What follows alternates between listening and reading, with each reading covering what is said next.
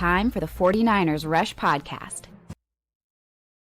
It's rare that during this roster countdown series, we have a consensus. There's four of us rankers, and, I always give them credit. Zach, Ben, Josh, and myself. So we do 1 through 91, whatever, right? We rank impact on the 2025 season. Well, Russell Gage comes in number 62. Listen to these ranks. 61, 66, 61, 64. All within a very small. Most of these guys, there's a big span, especially on the back end of the roster. When you get to the top 10, that's pretty.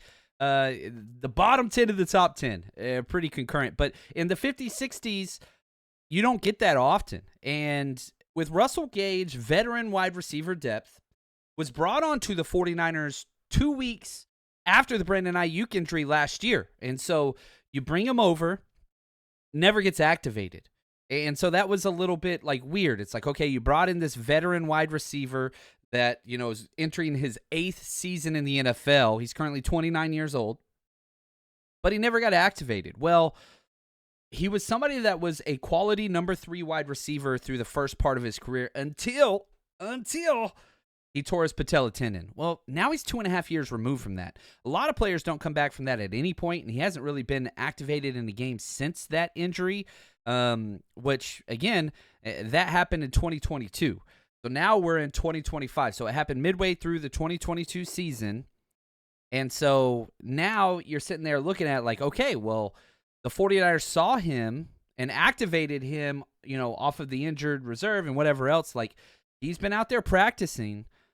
Can he get back to, can you be a special teams player and a back-end wide receiver on this roster that we could trust? That's the goal for Russell Gage. Now, the wide receiver position for the 49ers, it's a little dicey, especially at the start of the season. Brandon Ayuk, not going to be ready for the first part of the season. Demarcus Robinson, who one of my favorite free agent signings, if not my number one overall free agent signing this offseason, he's got that suspension coming. Is he going to be suspended first part of the year? There's rumors it's going to be middle of the year. There's rumors might not be at all this year. Who knows?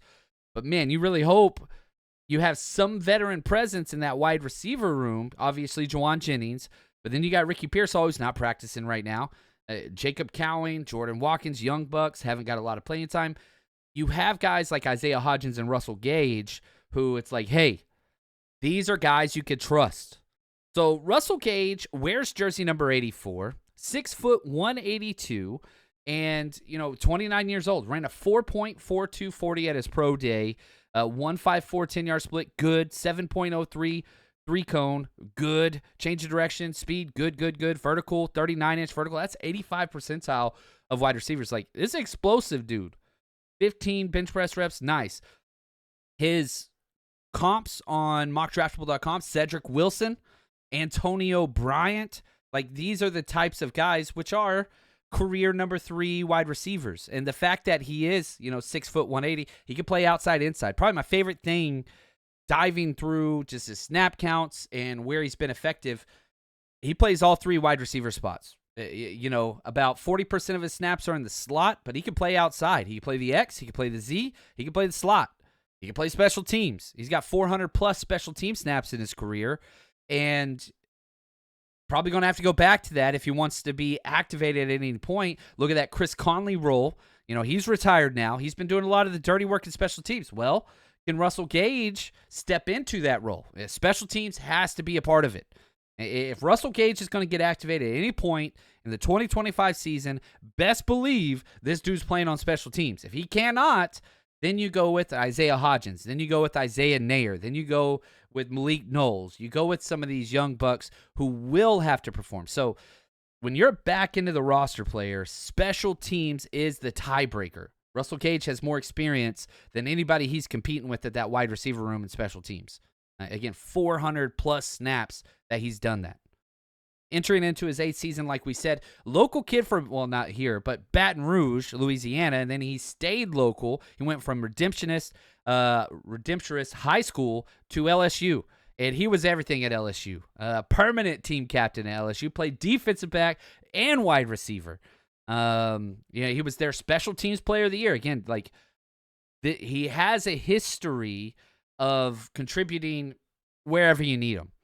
Got drafted the year after Kyle Shanahan left the Falcons by the Falcons.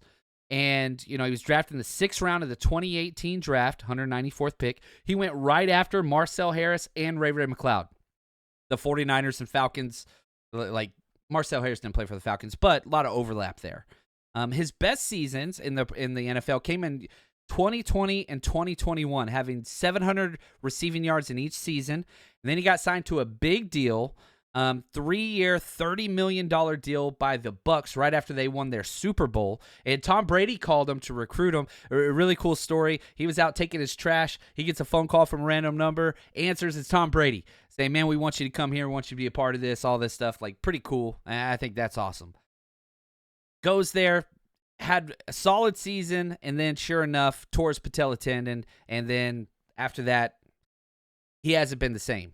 Can that change? Well, how many 29, 30-year-old wide receivers can rebound after that?